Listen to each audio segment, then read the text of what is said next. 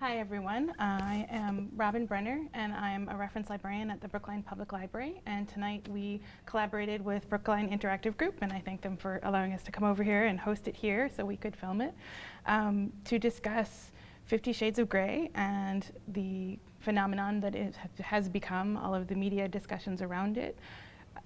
We had decided to look into it around 2012 and then decided we didn't have quite the right makeup and quite the right setup, and when the movie came out it gave us another opportunity to really get into it again, especially because it's a much broader audience that's now getting it in a new format. So just to give a little bit of a background on the movie, and then I'm going to ask everyone to introduce themselves and kind of say why they're brought into this discussion tonight and where they're coming from. One thing that I think it's important to talk about a little bit is the idea of the general picture of women in media right now, which is that there are a few statistics I think are interesting to take note. In 2013, movies with a female protagonist earned 20% more than movies with male protagonists.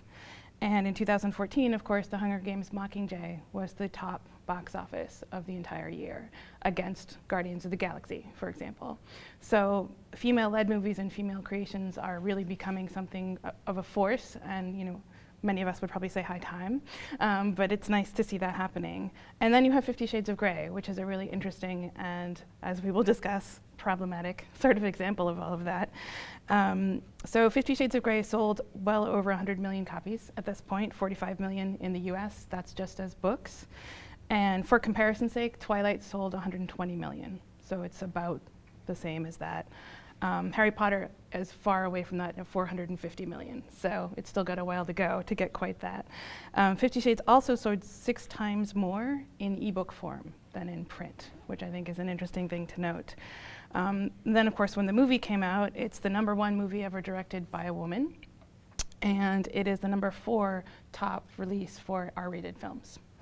So there's a lot of things that go on kind of within that. It did make 85 million its opening weekend. It then fell by 75% by the next weekend, which is an interesting drop. And most movies do that. They sell a lot their first weekend and then drop, but it dropped more than people expected. So in this whole discussion, of course, is a time when we're also talking a lot about questions around consent, what consent means in relationships and sexual activity, and also sexual assault, with all the discussions across the country about assault on campus, for example, and the kind of wider discussion about that. So there's a lot of things coming up that are all related and all interconnected, I think. So first, I thought I would ask everyone to introduce themselves and say where they're coming from, and then we'll get to the discussion. So do you want to start, Nomi? Sure. Hi, I'm Nomi BURSTEIN. I'm here representing the Organization for Transformational Works, the Organization for Transformative Works. And we are a group that discusses how people interact with the fiction or other written and videos and Media? Media, sorry. That's okay. Media and how people interact with them in a transformational way. For instance, making fan vids, fan art, fanfic, all of those ways that people interact with the media that they are given. Hi, I'm Jen Webb. I'm a librarian and a romance novel reader. And in my work, I like to connect readers with romance novels. And so I end up doing a lot of talking about romance novels and sometimes defending them and trying to be an example of the diversity of romance novel readers as a queer person who reads a ton of heterosexual romance. And yeah, I also do a lot of work with ebooks and coping with the ebook revolution for libraries. Hi, I'm Cassie Luna. I'm the Technical Assistance Coordinator at the Network La Red. We're a social justice organization, and we work to end domestic violence in lesbian, gay, bisexual, queer, and/or transgender communities, as well as the polyamorous and BDSM communities.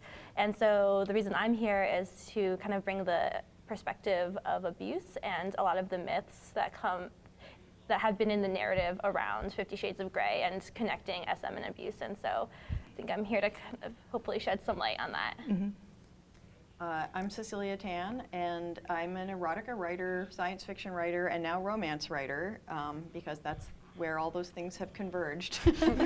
And also, I'm over 20 years an activist in the BDSM community. I was one of the founding members of the New England Leather Alliance. I've run many fundraisers for the network over the years and whatnot. So I'm also coming at it from the perspective of someone who is using BDSM in my fiction and in my erotic romance, but from an insider perspective, as opposed to, I think, some writers who, now that it's the hot thing, kind of go out and research their BDSM and then add it, which is perfectly legitimate. You know, not all of us go out and be cowboys or, you know, any of these other things that are in your romance novels, but yeah, I think I'm able to bring a little perspective to it from my personal experiences. Hi, I'm Amy Diamond. I work at Driscoll School in Brookline. I work with kindergartners. So I'm coming from a background of education, child and family studies. I'm also really interested in women in the media and how the portrayal of females in the media affects girls. So I volunteer and I'm representing a very cool organization called MEDIAGIRLS.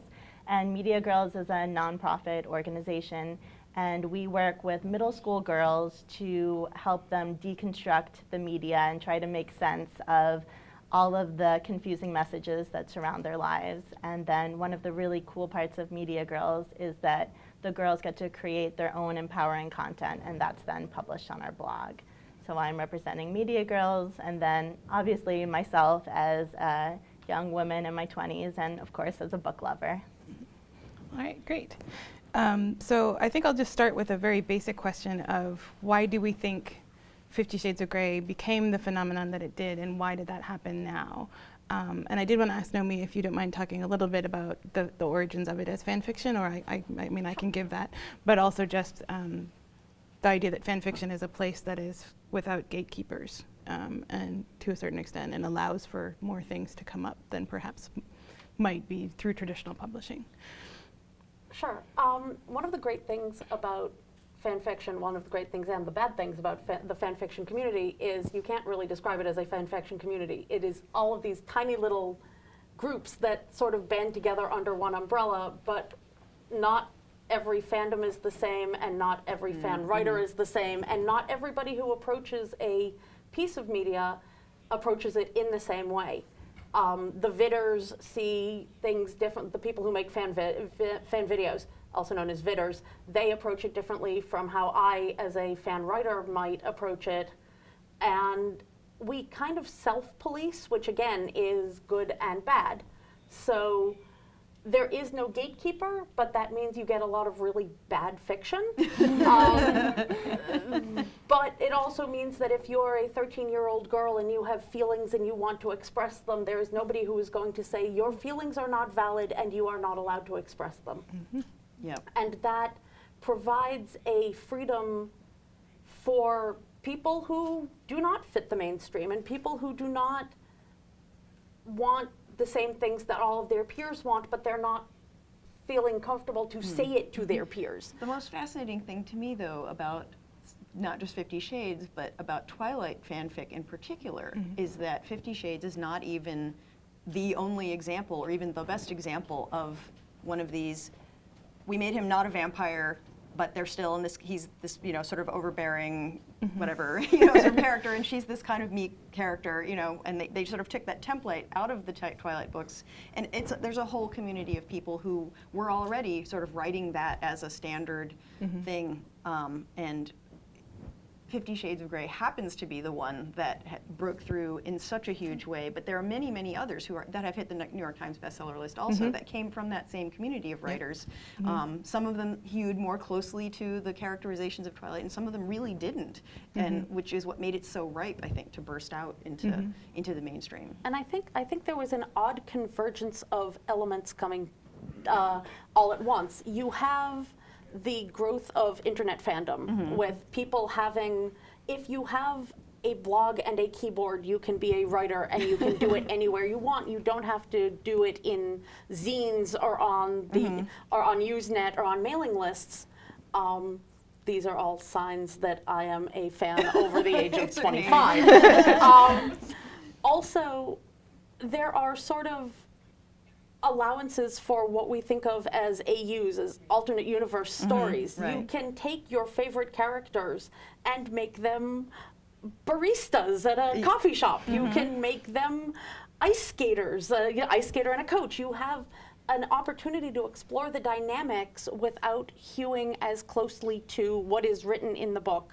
Right. And I think that combined with the phenomenon of NaNoWriMo and the idea that you are the National Novel Writing Month, where fanfic writers take it as an opportunity to write epically long pieces of fanfic that are novel length. Right. And so you get those two factors put together, and somebody says, I'm writing a 50,000 word fanfic, just watch me. Yeah. And out of that grow things like Right. 50 Shades. Well, and it's such a fertile ground for female sexuality to be expressed. I mean, which is suppressed in so many places in so many countries, and including our own. And you find this receptive audience of not all, but mostly other female writers and readers who are very validating. So, And I think that's a key point, that fan fiction especially is majority female, the people that write it and read it mostly. I mean, you yeah, can't- it's a very female-driven medium. To me, the fascinating thing about 50 Shades as an example of fan fiction is that my understanding is that E.L. James no longer has a great reputation in fandom, and it really looks like she entered fandom pretty much to capitalize on it to launch a publishing career. But she's not the first, and she But won't be the last. she's not the Yeah. first, she won't be Cassie the last. Clare. Yeah, but it seems kind of particularly stark in this case. But it's interesting too, you know, from a romance novel perspective and a librarian perspective, a story like 50 Shades found a fertile audience outside of fandom because Right. it fits perfectly within a long established tradition of kind of the real original romance novel, the bodice ripper. Right. You know, with the domineering man, the innocent virginal heroine, vast wealth, exotic locales, Right. you know, people throwing drinks in each other's faces, which is my very favorite thing. Any book that has somebody throwing a drink in someone's face, Right. I'm on board. Yeah, so it was an interesting convergence of those two worlds, and Twilight actually, I think, resonated the same way a lot, especially for the older readers of Twilight. You know, they liked it because it really was a little bit of a throwback to that kind of story. It was I found myself bringing up Wuthering Heights a lot when I talk Yes. about Twilight, which people are Yeah. always like, huh? And I'm like, Yeah. think it through. It's It's not very that much, different. you know, well, as Anastasia Steele herself says in 50 Shades, she's much more of a Bronte and Thomas Hardy girl than she's a Jane Austen girl, because, you know, a Jane Austen heroine would never have put up with that. Yep. You know, the vast majority of romance novels before 50 Shades appeared were starting to get, heroines were getting older, and more liberated, I would say. Right.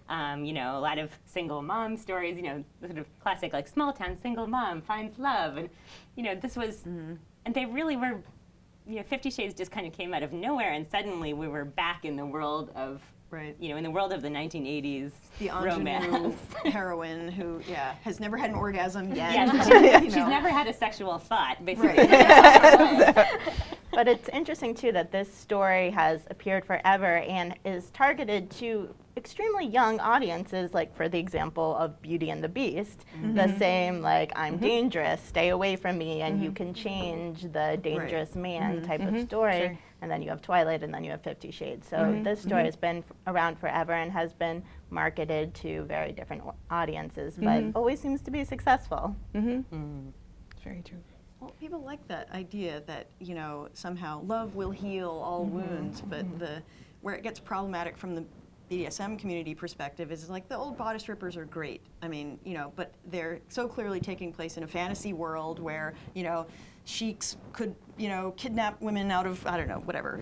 All the different scenarios that land these people in these situations. But here it's supposed to be the modern day, and BDSM is recognized as a thing, as opposed to he actually kidnaps her. You know, it's more like, well, we recognize that BDSM is a modern thing. He's got the toys, he's got the red room, but then it sort of veers off into fantasy, sort of how the dynamics of those relationships work, and that's where the concern starts to come in for us. Is the, you know, has this fiction made clear where the fantasy and reality, fantasy ends and, you know, reality begins, kind of thing, and it's. I don't want to participate in a sort of moral panic that's like, oh, women enjoy being spanked, what will we do? You know, which happens like about every 5 years in France, you know? So it's like, okay, not that, you know, but there are concerns, you know. We do want to use it as an educational platform if possible. So. Absolutely. The other interesting thing that I have thought of, that I have found when it comes to things like 50 Shades is how much we are dragged back into heteronormativity. Because one of the great things about fanfic is that you can explore non-traditional relationships. You can explore what it means to have 2 men together, 2 women together, 3 men together, you know, whatever. Male pregnancy. No, seriously, but you know, and you can find fandoms where male pregnancy is a logical thing. If you're going into like a Star Trek universe, you can completely justify it. Exactly. If he could move the baby from, you know, from Keiko into Kira, why couldn't he move it into Worf? Right. You know?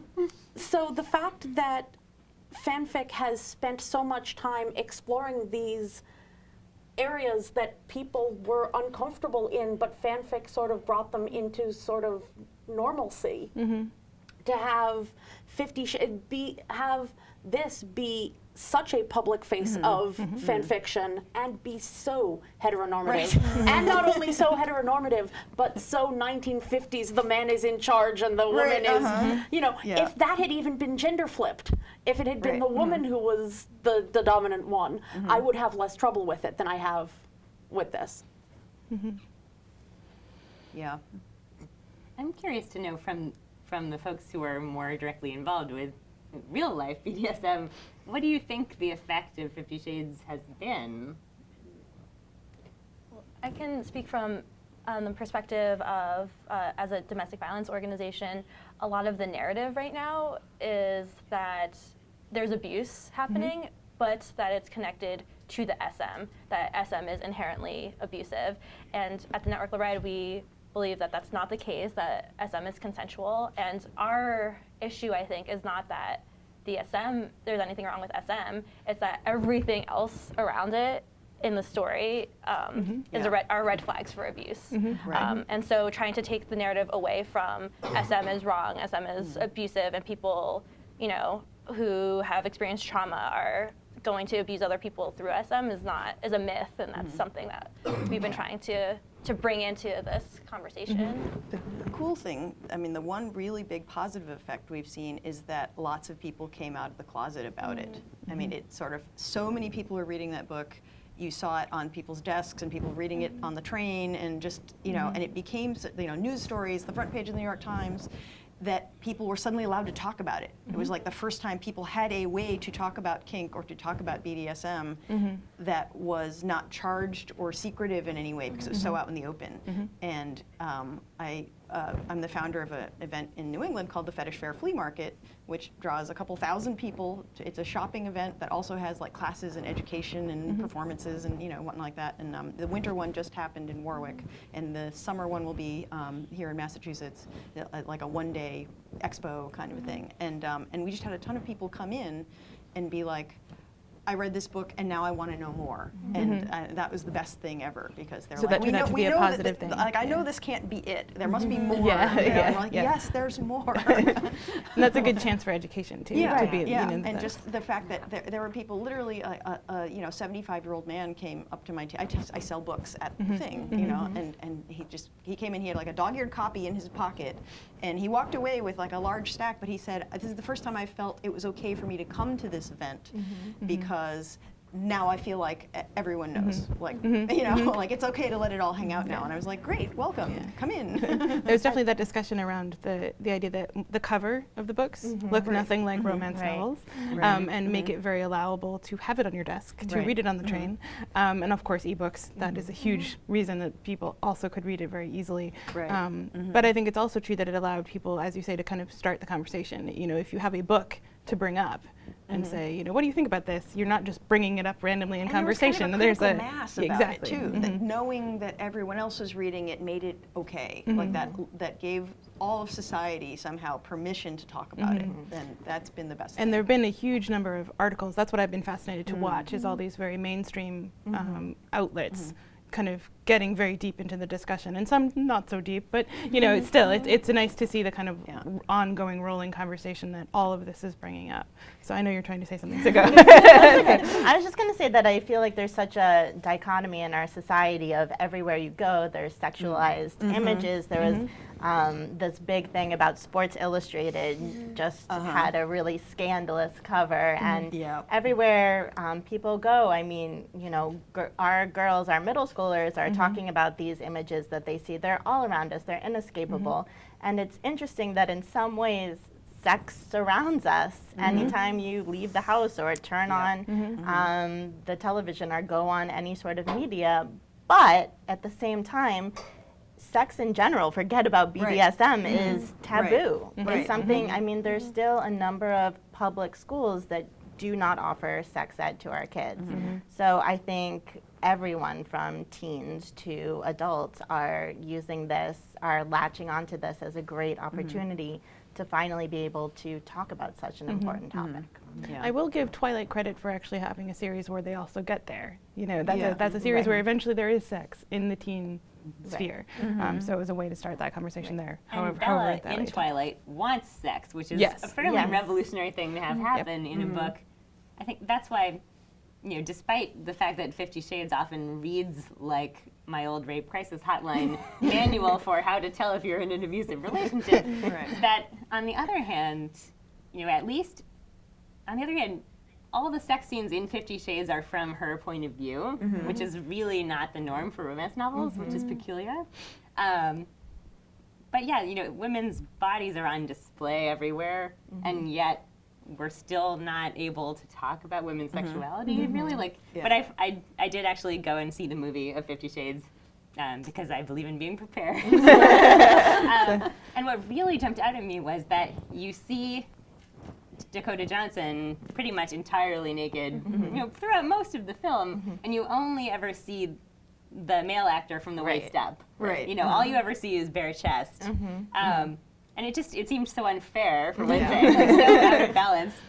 And also because to have an R rating, they couldn't actually show anyone climaxing. You know, and they couldn't show his mouth in contact with her skin anywhere. It just sort of hovers above her stomach occasionally. You know, so there's an implication of what's happening, and there's the implication that she's enjoying it, but you're not really sure because they can't show it. And I was just like, this is so sad. I mean, to me, you know, we really deserve better. I mean, but it also demonstrates how gendered media is in terms of what Hollywood allows, what the ratings allow, and how much that is against showing a lot of things that would actually clarify all of that. What I found, sorry. Go ahead. I found it fascinating that this was marketed as the Valentine's Day movie. As if this would be something you would take your date to, you know, take your girlfriend, take your boyfriend to see this. And it struck me as I had friends who were like, this would be a weird first date movie. They were like, no, this is our Galentine's Day movie. We're going to see it with all our female friends. It would be like taking somebody to Magic Mike for a Valentine's Day movie. You know, I know what would be in it for me. I know. But it's go ahead. But what I was going to say about the sort of the Hollywood double standard, the starkest example you can give of the Hollywood double standard is that you can put a sex scene in a movie if it's a non-consensual sex scene. You can have a pretty graphic rape scene in your movie and still get an R rating. But if it's consensual and anyone enjoys it, it suddenly becomes X, and then you can't market it, you can't make any money. And there have been Hollywood movies in recent memory. I'm thinking of Sucker Punch, and there was at least one other one where there was supposed to be a consensual sex scene in it, and they had to turn it into a rape scene in order to get it into the film. That's terrifying. There's the one movie that I think did a really great job that really sticks out in my mind for a good portrayal of female sexuality was Nick and Nora's Infinite Playlist, which was based on a teen novel, and you actually see the teenage heroine have what I think was an orgasm. I mean, it's very subtle and tasteful, and she's not even unclothed. But I was like, oh my God, I can't believe I'm seeing this. Not only was it realistic, but she's clearly enjoying herself, and she's not punished for it by the film. Yep. Hollywood will let you play it for laughs, though. I am reminded, as always, when things like this come up, the conversation about Hollywood and female pleasure, the conversation about When Harry Met Sally. Yes. Which, if you play it for laughs, and it's very clearly fake, then that you can get away with no problem. Well, I did want to talk a little bit about, I think what you've also been getting at is the idea of where people get images of female sexuality and the kind of health of that, or the less than healthy aspects of that. And I wondered if all of you could talk a little bit about where you think this fits and what else is out there. Where are people getting messages that perhaps either contradict or fall in line with this? I don't know. Is that clear enough? Yeah, absolutely. Well, I think, unfortunately, there isn't as much information out there that we would want. And one of the problems with this movie is that it does, and the books, are that there's a lot of inaccurate information.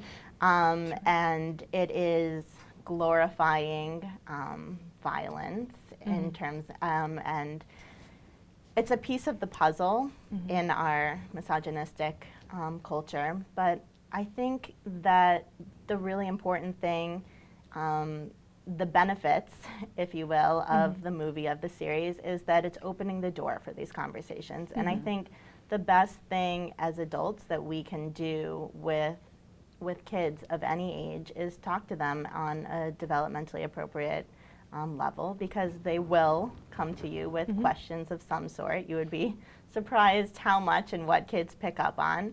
And to really answer their questions in a way that makes sense. And there might be some eye rolling depending on the age, and it might be awkward, but it's really important because they will find this out from other sources. And studies show that despite what the media wants you to believe, moms still have a huge impact on their daughters and the information that their daughters get about a lot of things.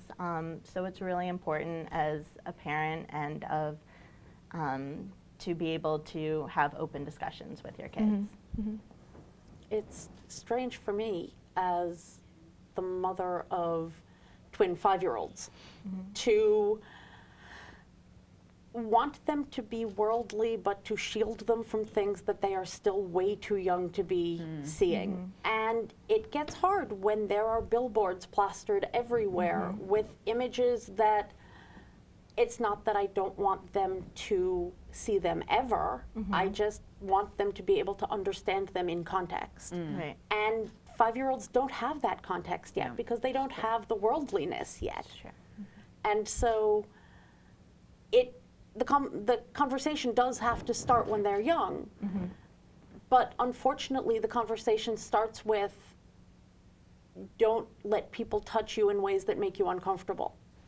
And I don't think that's how the conversation started when I was that age. I think the way that the sexuality is portrayed has an intersection with healthy relationships and how healthy relationships are portrayed.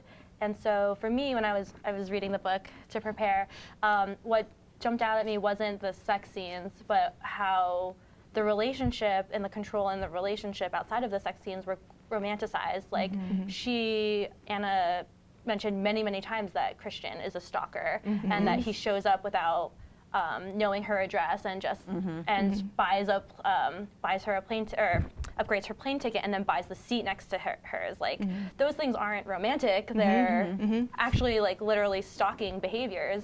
And the fact that she is trying to figure out like, oh, maybe this is just how it is in my first relationship is really mirrors a lot of things I hear from survivors who are in LGBTQ relationships at first, like, or SM relationships, like, my abuser told me that this is what it's like to be in a relationship like this, and so trying to figure that out.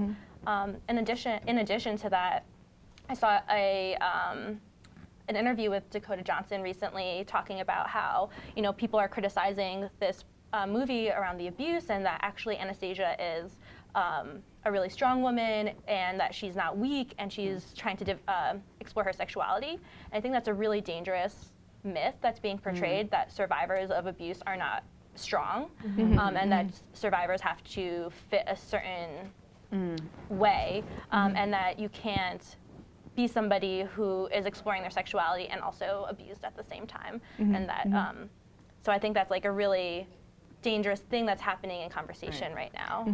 Well, the movie is also dangerous in the sense that it's different from the books. Right. He comes across as much more charming and human-like. He's a little bit of a sociopath in the book, a little more scary, a little more violent, and you can see that way more clearly.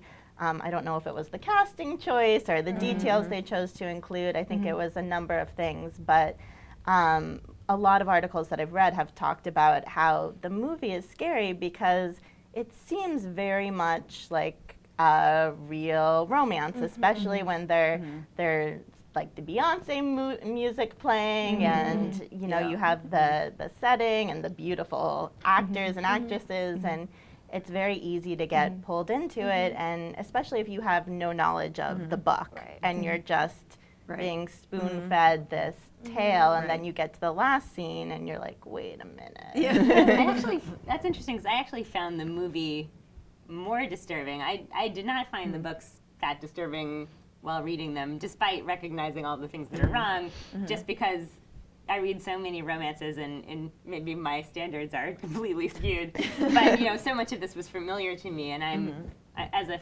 female reader and and as a feminist, I'm so used to kind of mentally filtering and discarding things in my books that don't work for me, and taking what I do enjoy out of them. Right. But that's harder to do when you watch a movie because a lot of imaginative decisions have been made for you by the film. Like when I'm reading the books, I can just mentally edit out a lot of things, or I can mentally add in. You can write in your own backstory. I can write in. I can also write in like facial expressions and tone of voice and things that would make the interaction seem healthier and fit my values more. Whereas when you watch it on screen, I'm like, wow, I'm really seeing this. It's harder to justify it in my head than it is while it's on the page, because I think most women, just by nature of being a woman in this society, get pretty good at mentally rewriting the media around them. Because if you want to see your life reflected in media, you're constantly rewriting it in your head. And that's true. Hence fandom. But that's harder to do in a movie, and it's interesting. I do wonder. I think the good, the positive takeaway for me is that I think pretty much every female reader, even a 12-year-old girl, is filtering the things she reads through her own values and experiences, and that the relationship between the reader and the book is a lot more complex than we sometimes fear.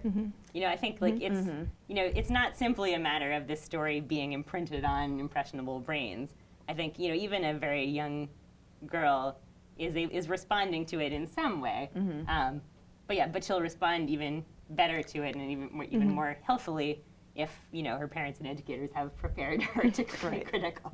I'm waiting to see how Inception-like this becomes, and when people are going to start writing 50 Shades of Grey fanfic. It's already happened. Already happened. Yeah. Not my fandom. But just because to try to that fix is it. so that's a spackle fic. The spackle fic is the one that fills in the parts that are broken because the writer was whatever.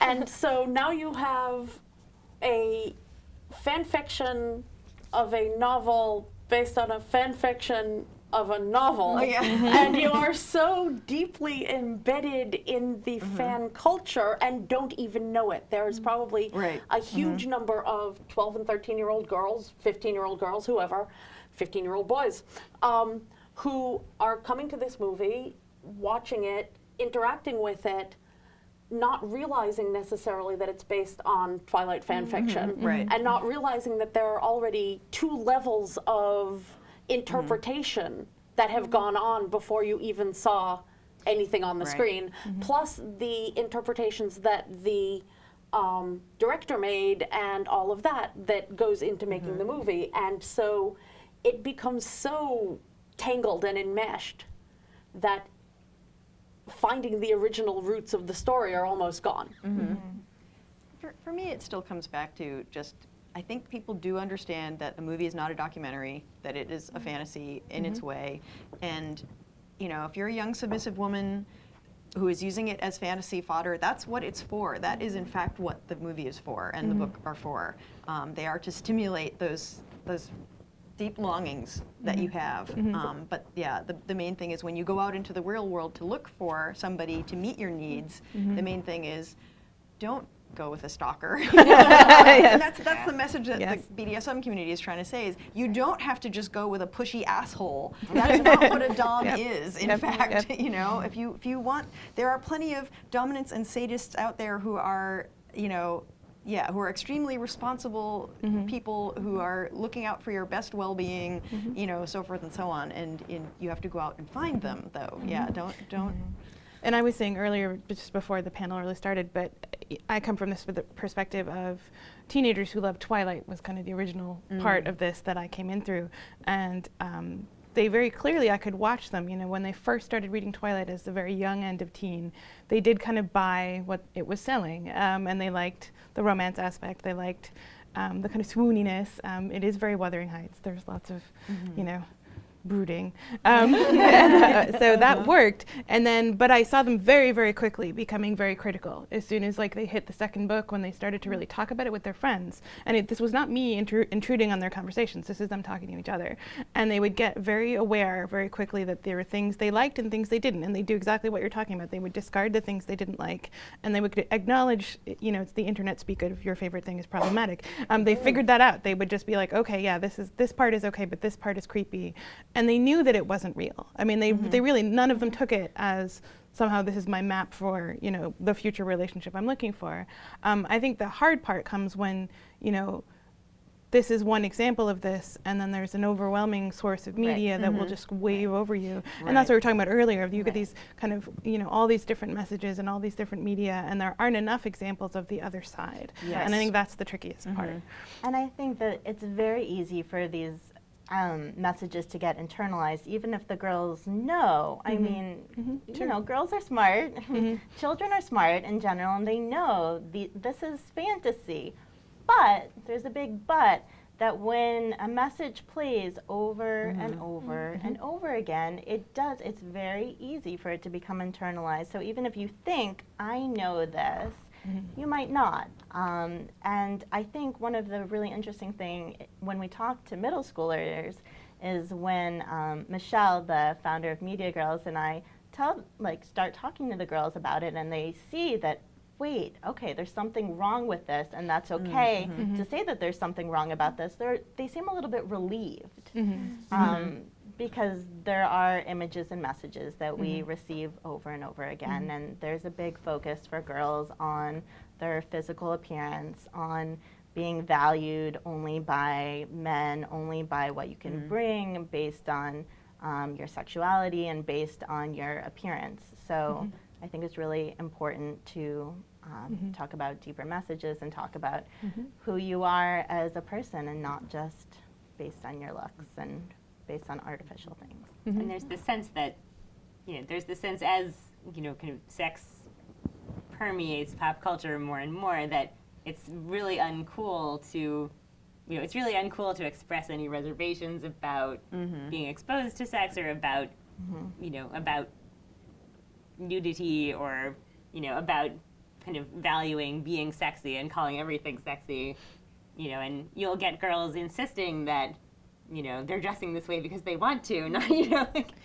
and, you know, it's sad because on the one hand, like, I'd be the last person to say, you know, we should be more prudish, you know, in general, like, you know, all through my childhood, I was combing through books looking for sex scenes because I was wildly curious to know, you know, and to fantasize about things, and now it's so much easier to find, and yet still, you know, the quality of what there is to find for girls has not improved that much. I think, you know, I will say for fandom, I wish that I had discovered fandom as a teen, or that internet fandom had existed the way it does now when I was a teen, because there's this vast smorgasbord of every possible sexuality and asexuality out there, and everything is generally like clearly labeled, so you can find exactly what you're looking for, and you Yes. can avoid what you don't want. And I think also the wide availability of internet fandom means that we are having a wider conversation. I don't think there was nearly as much conversation around the problem, your favorite is problematic issue with things like music. We didn't talk in the 80s about the fact that songs were problematic, whereas there was a huge conversation about blurred lines. Right, You know, and the fact that people were boycotting radio stations because they played blurred lines, that never would have happened. I People think. still listen to the radio? Or, you know, your favorite, your favorite satellite radio, whatever, plays blurred lines, so now you won't listen to that. And the fact that the conversation is going wider is good, and it's getting into other areas.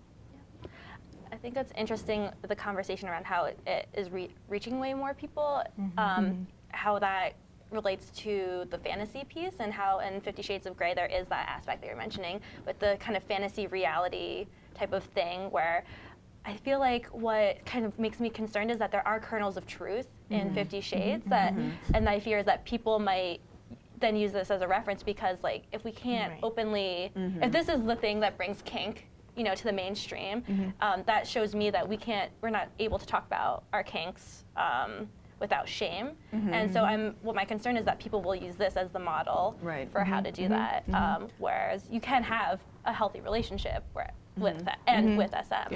So, we have to keep the door open now, is what it is, and we have to have the counterexamples and the following things and you know whatnot, which is I think a little bit what we're seeing in the romance world. I mean, you can walk into a Barnes & Noble and there's a table that says, if you liked 50 Shades of Grey, you might also like, and there's 50 novels there, and some of them are in that same pattern where he's kind of a stalker, and then some of them are, I mean, in my books I try to almost make fun of that sort of stalkery thing where, you know, it's always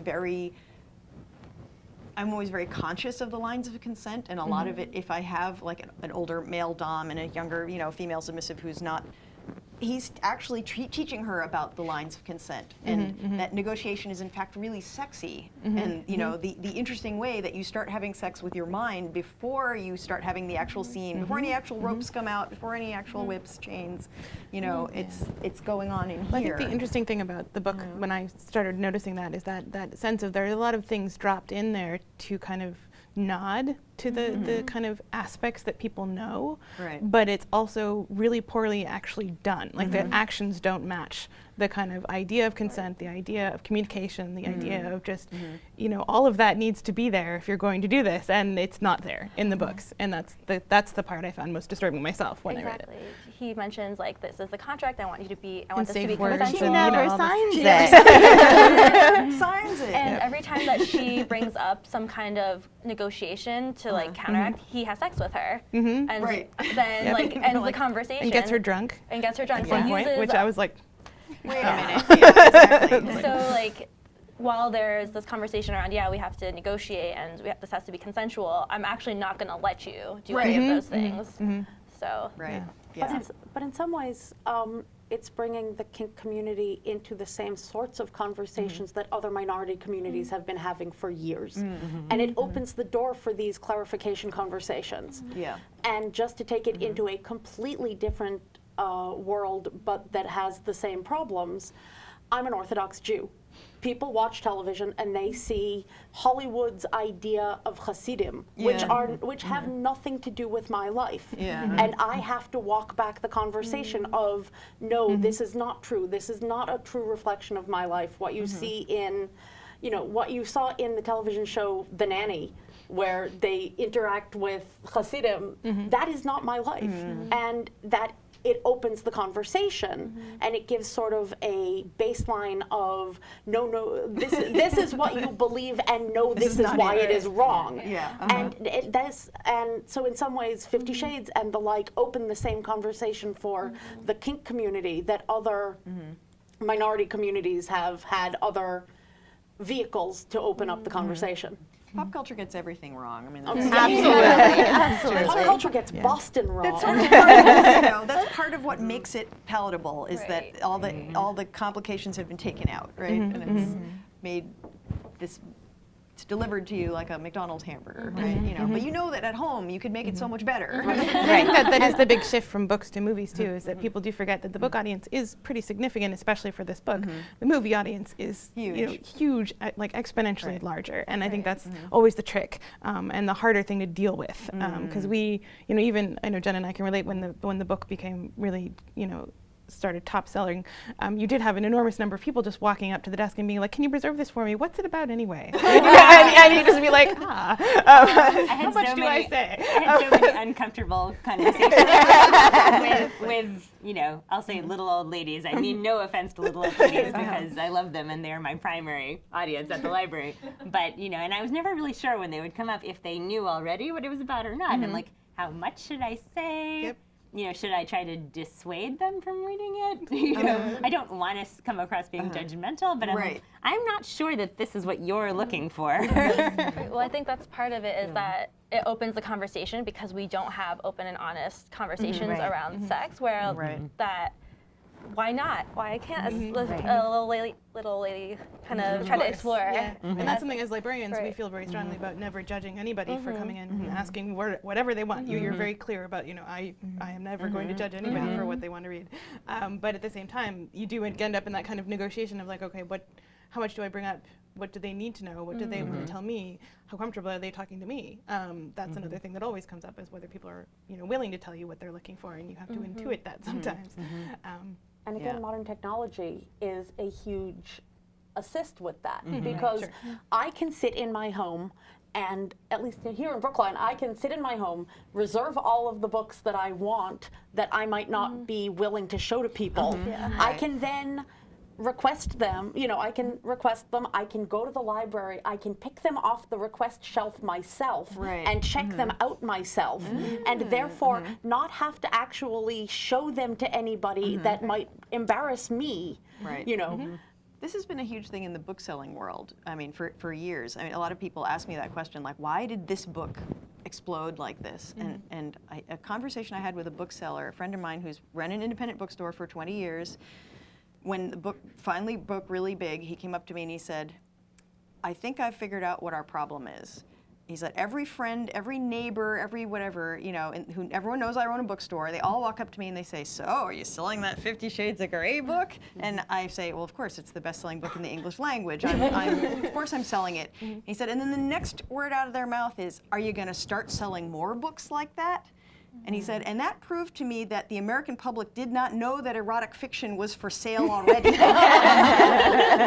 Seems startling, yes. Yeah, and that's the thing is that there had been, throughout the 90s, we had a growing demand actually for very kinky fiction that was growing at the same time that bookstores were starting to have a lot of trouble, and because of Amazon, the rise of Barnes & Noble and Borders taking over the spaces that had been previously, independent, et cetera. That's ancient history now.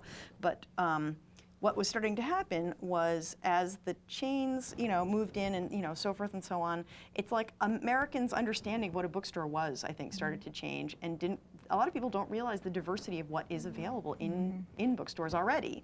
And that if there's not a section that says erotica in big letters, there's still a section there somewhere, but you kind of almost had to know where it was, or, maybe it's in the fiction, in the A's where anonymous would be, or maybe it's with anthologies or, that kind of a thing. And that what started to happen was Barnes & Noble actually started to reduce the size of their erotica shelf at one point, where they said, "We don't want to be the world's biggest pornographer," because they were selling a lot of smutty books, So they started to reduce the size of their erotica shelf. Borders just had terrible problems restocking it. You'd go and the erotica shelf would be all picked over and the books would be all lying on their sides because there'd be hardly anything there. Because they were selling so much of it, they couldn't keep up.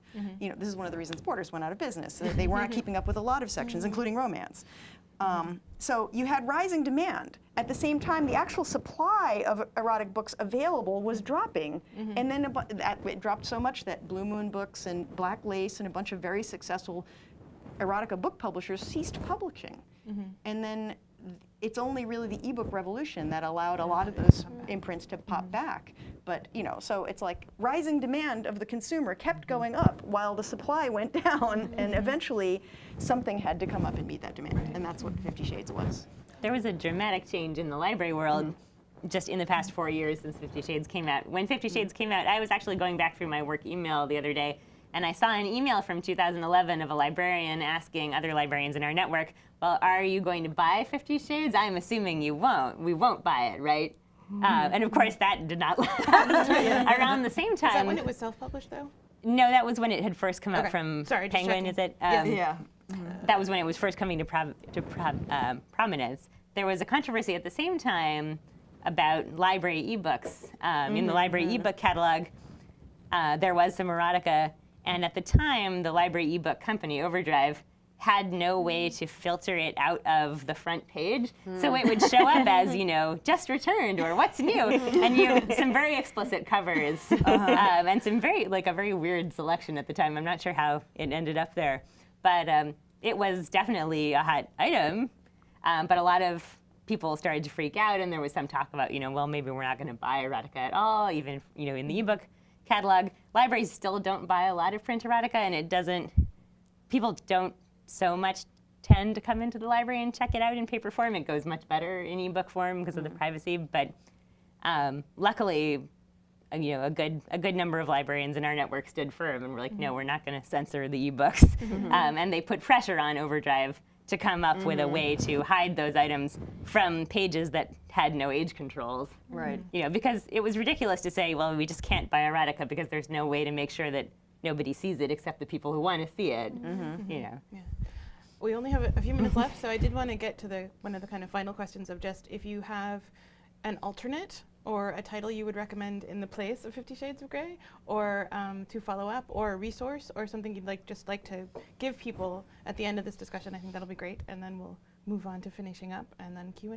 So who wants to go first? Anybody? There's a bunch of small publishers that Okay. do. I think the rise of small publishing, of niche publishing, really brings the opportunity to find the type of book you are looking for, be it erotica or not erotica. If you want to find romances where one's a werewolf and one's a vampire, you can find those with the small presses. And the internet is a great resource for finding small presses.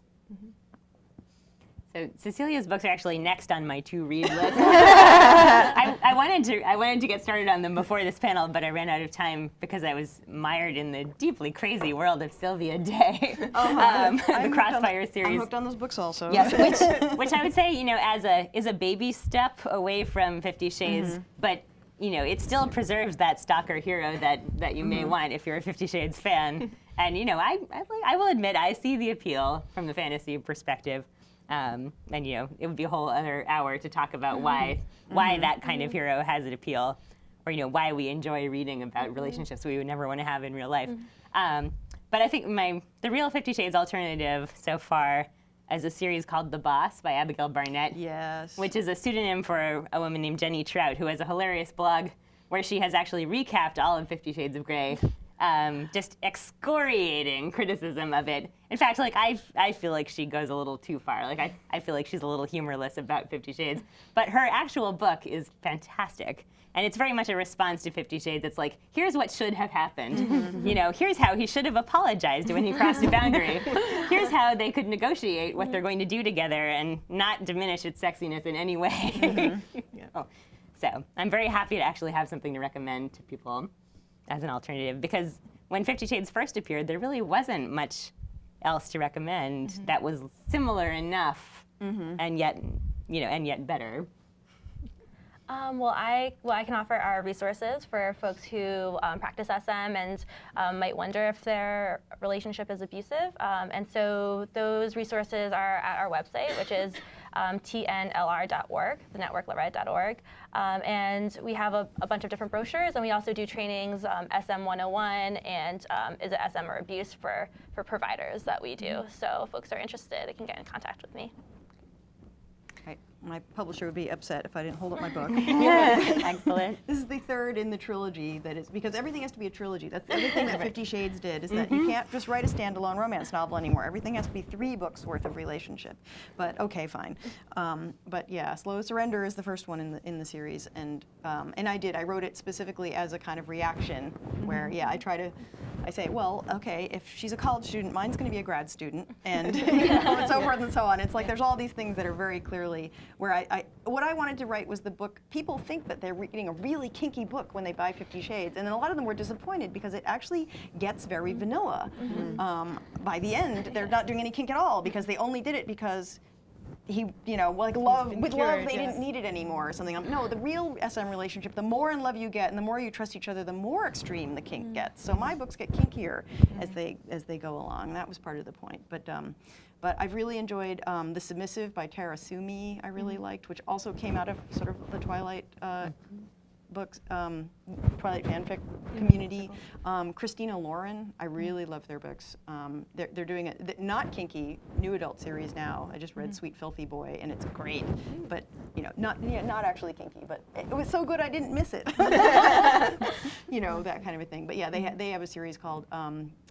The first book is called Beautiful Bastard, and I just heard that it got optioned for a movie, I think. So maybe that will be the next thing that, next step. I don't know.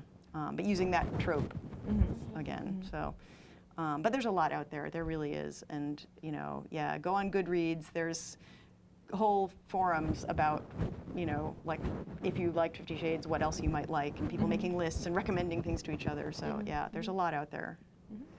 And Media Girls has some resources for parents who are curious about how to have this discussion with their kids. Again, there's no one article that will tell you how to do it because it's obviously different for every family, and probably you as a parent know best. But there's a great article, 50 Discussions to Combat 50 Shades. So we have some resources, mediagirls.org, and we're on Facebook and Twitter and all those fun things.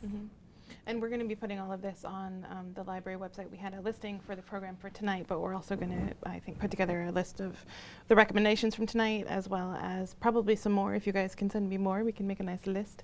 And we'll also make sure to link to everyone's organizations. We already have, but I want to make that a permanent resource on the page so that everyone can find out more information. I think we have a few more minutes if there's any last points anybody wants to make. Are we good? I guess one thing I wanted to bring up is that if you are, whether you're a reader or a writer or a person looking to get into the BDSM scene, one of the good ways to do it is not just through researching the internet, but you can go out and meet real people. There are a lot of conventions going on, sort of conventions and events. Use Google, find them. I mean, I'm keynoting one in New York City in August called BDSM Writers Con, which is very specifically for people who are interested in writing or reading sort of BDSM fiction. So it's going to be a whole host of authors. There'll be a book fair. There'll be, whatnot, things like that. And these things are popping up all over. So, it's sort of, the community's there, and then where there isn't, people are building it, So, yeah, so go out, look for people. They're real. They'll be nice to you, I promise. Back in the world of books, because I'm a librarian and I can never resist shoehorning in one more book recommendation, but if you're interested in romance and you'd like to see an example of how romance has actually changed and improved, right now my favorite contemporary romance author is Victoria Dahl, and it's particularly because she's the only one so far I've found who really writes sex scenes that I would give to my hypothetical daughter as a manual. Like, this is how you could have pleasurable sex as a woman, and she is very serious about consent and very serious about female agency.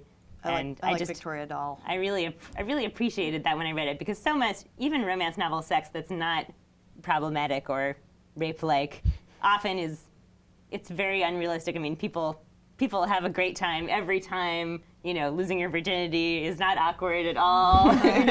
It's just, and reading these, you can't help sometimes wonder, is there something wrong with me that it isn't like this for me all the time?